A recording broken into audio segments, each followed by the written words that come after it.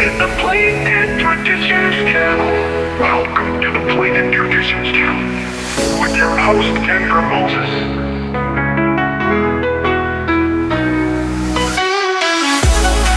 Hello and welcome to the Plate Traditions channel. My name is Kendra Moses, and as always, we have our resident chef Kai off camera.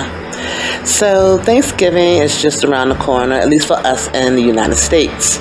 So I thought I would continue the meaning of food based around our own economy holiday. Thanksgiving is interesting because in some form or fashion, while it's not an international holiday, so to speak, a majority of us tend to celebrate Thanksgiving in some form or rendition or fashion. So the long and short of it is, no matter how you name it or when it happens, Thanksgiving is basically an international holiday that isn't particularly celebrated around the world, or is not celebrated around the world under the same name or under the same date or even under the same origin. It's just one of those things that we share, I guess, as we do most things, regardless of our geographic placing, but we just have our own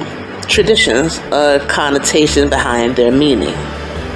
So I thought Thanksgiving would be a perfect way to continue the meaning of food, giving its complexity and a similarity with all of us across the world. So focusing here in the United States, Thanksgiving is just around the corner.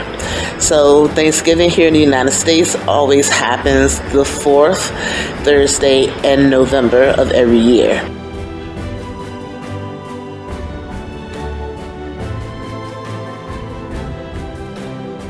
So the meaning of food could be like we discussed last week, when we call something a food.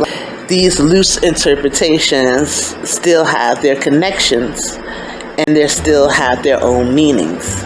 It's just the same as our Thanksgivings and our holidays, which all in turn contribute to our traditions. And if we continue to touch on the discussion from last week with the differentiations about using generic terms to explain what a food is, we find ourselves doing that more often than we think, because we find ourselves categorizing food types. And this typically happens between different regions. This typically happens between different cities and states or what have you.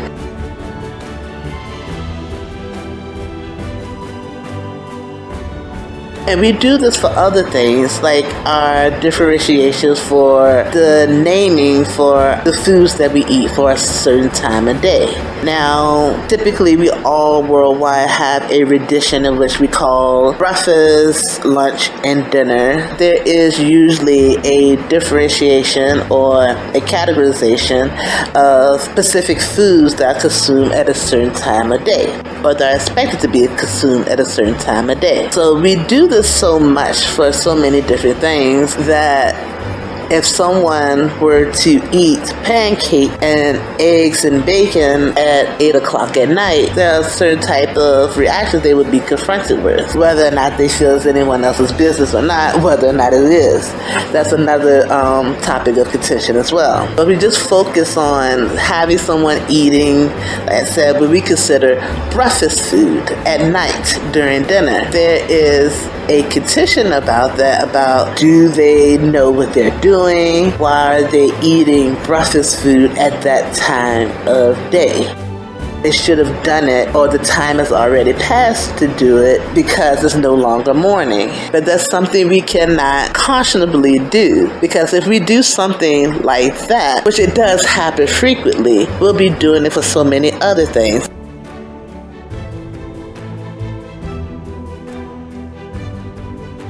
Like, for example, the other countries have already had their Thanksgiving. It's really not for us to say that, no, you ate your Thanksgiving too soon. That's not a cautionable thing for us to do. And their meals that they had, their celebrations that they had, still had meaning. They had just as much meaning as our holiday that we're about to embark on is going to have to us. But these are things that we do in regards to the meaning of food. We take certain things, generic names like we discussed last week, loose translations like we discussed last week, and we take certain things like categorizations that we have made in our own cultures and our own lands, like having, like I said, breakfast, lunch, and dinner. And if you eating a steak at 8 o'clock in the morning with mashed potatoes and string beans, why are you eating like that first thing in the morning? There will be questions, because that is what we've done to ourselves. We made the meaning of food so complex that even our regular day-to-day things can be so easily scrutinized just based by a time of day.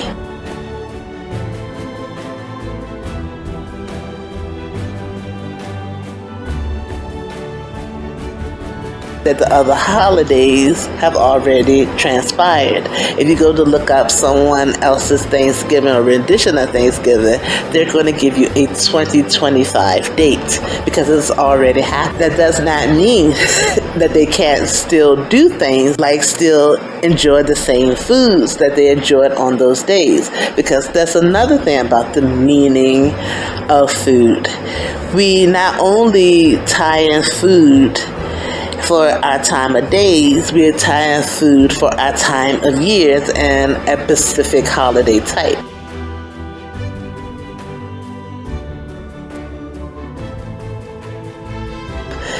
Now, ideally, one of the biggest things you're thanking the land for the crops and the harvest, the livestock, what have you, is it was available to you basically all year round. It was something that you were able to draw from the earth from all year round. And that's what you'd be giving thanks from. The earth giving you food year round. Even though we're giving our thanks for stuff like that, we still have our instances where we say, oh, I can't possibly eat turkey, stuffing, and cranberry sauce in February. That's a Thanksgiving meal.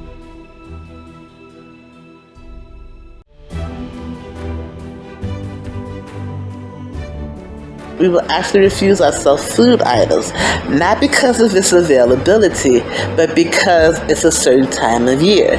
We will say we can't possibly have turkey dressing and cranberry sauce in February because February has nothing to do with Thanksgiving. And ideally, that meal doesn't necessarily have to do anything with Thanksgiving either. But being that we've made those type of specific food items a traditionally offered or consumed item that we have during that time of year, that fourth Thursday of every November, we say to ourselves that it would be odd to have traditional holiday foods at a different time of year that's not in that holiday's time. And that's how deep the meaning of food becomes to us. This could go deep enough to even question having a heart-shaped cake during Thanksgiving if we were to invert those 2 months together in that particular example. So it's an interesting thing how tradition can become so embedded in us along with what we consider the meaning of food to be, because the meaning of food goes beyond the definition terms. Everyone knows what they expect when they hear the word corn. No matter what translation is said in, let's call maize, corn, what have you, they're expecting a certain tubular shaped vegetation. That shape and that vegetation and that look usually stays the same regardless of the terminology that's used to be called. But when I said the meaning of food, like I said, we're not talking about that. We're talking about what do you see and what do you think of? How do you translate that particular vegetation. For some people, they see that certain vegetation and may start thinking tortilla shells or empanadas, because that is what is used to make those staple foods in their region. Now, some of us in the South may see corn as translated to that's corn pudding, if that's something that you like to consume. The meaning of food is more than what it is. The meaning of food is what it translates to the brain as soon as it sees it. And so it doesn't matter what time of year it happens. When you see a certain food, it has an effect on you. And sometimes, strangely enough, that effect can be so psychologically strong that you can actually deny yourself or say that you have to have something because a certain time of year came and you said that's what it means to be Thanksgiving. That's what it means to have a proper breakfast. That's what it means to be a certain time of year. Because when you associate these things, these food items, with a certain type of year, with a certain emotion, with a certain holiday, that withdraws the meaning of the food out even more deeply than the art of preparing it and giving it its flavor.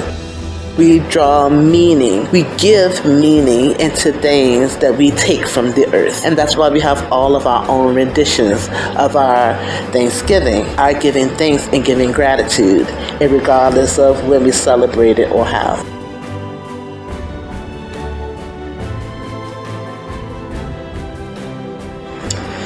Now in the UK, they don't celebrate Thanksgiving, but they do celebrate a holiday called the Harvest Festival, in which, again, is very similar to Thanksgiving, in which they're being thankful and showing their thanks for the crops and everything that's able to be, taken from the ground and the earth, and celebrating the bounty of having food and a meal to enjoy. So like many holidays around the world, the Harvest Festival, its specific date is usually based on the moon. So it can either happen in September or in October. So in Germany, the dates are about the same. We're looking at celebrations that begin in September going into October. As you all may be very familiar with, a holiday that's very popular in Germany, actually known worldwide, is the very famous Oktoberfest. So starting in September, you heard plenty of Guten Tag und Willkommen to Oktoberfest. So they were beginning an actual holiday that has been loosely associated with crops and the harvest and appreciation over time, when in fact this holiday actually began with a royal wedding that happened many, many years ago, about 200 Jahre, or 200 years ago. Basically, all of Oktoberfest is basically a big celebration for essentially being alive and enjoying what you can from your environment and from where you come from. So Oktoberfest ended October the 6th, and it was immediately picked up by Interdonkfest. And Interdonkfest is actually a harvest holiday celebrated the bounties of the crops and the land. Now, during this holiday is similar both to, I guess, our Thanksgiving and their Oktoberfest that had just happened. It's just a day of celebration filled with food and being in each other's company and just being thankful for the bounties of the earth and the land that they inhabit, that has given them food for them to all be grateful for.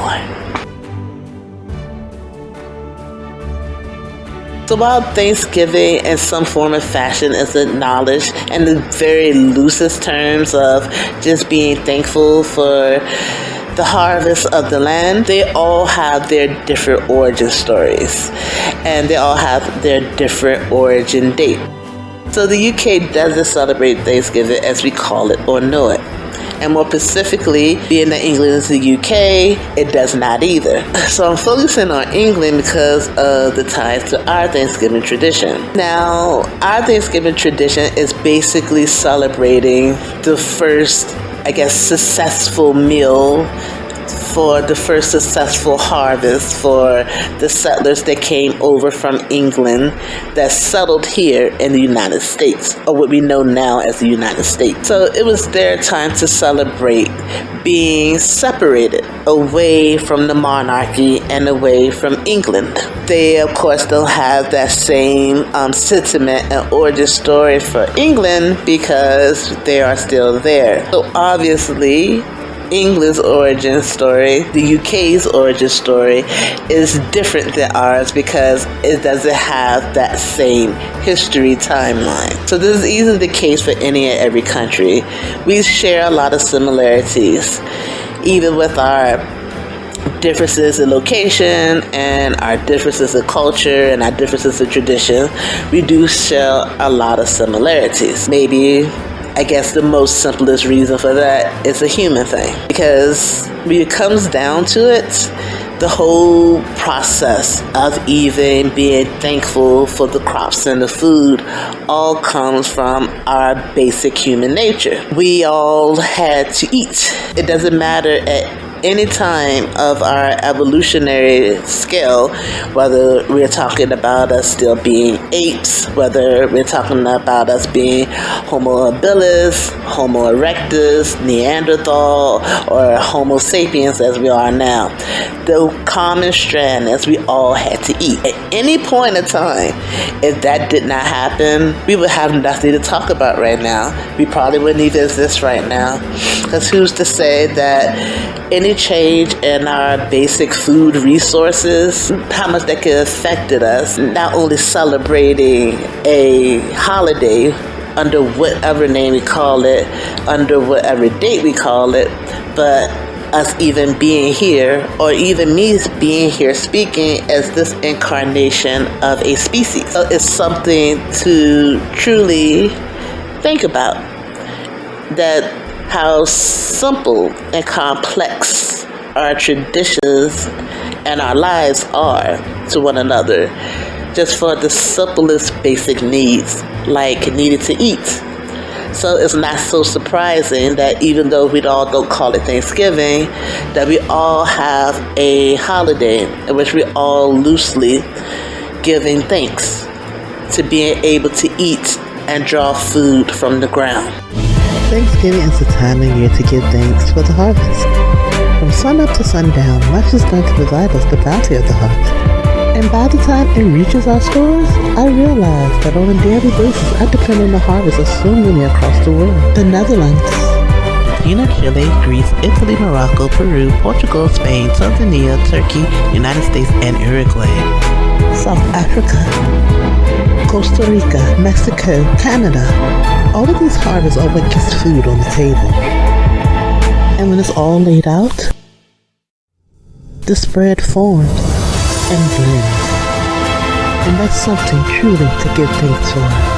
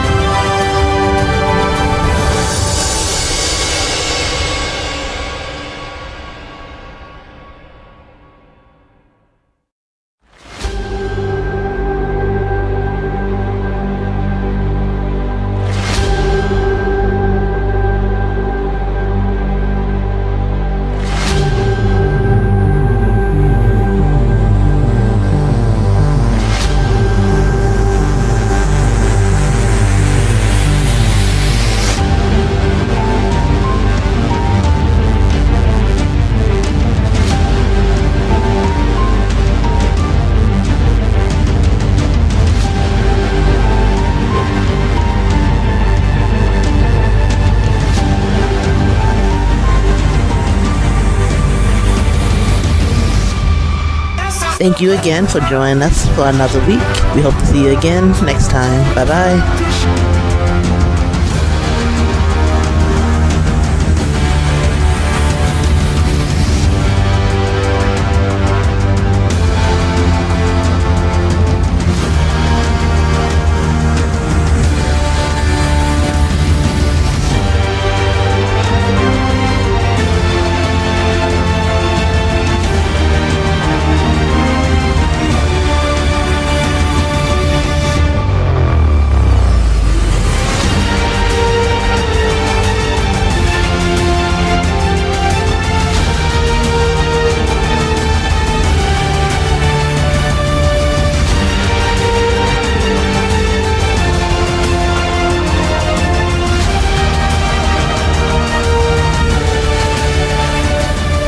but it doesn't really matter when you celebrated your rendition of Thanksgiving.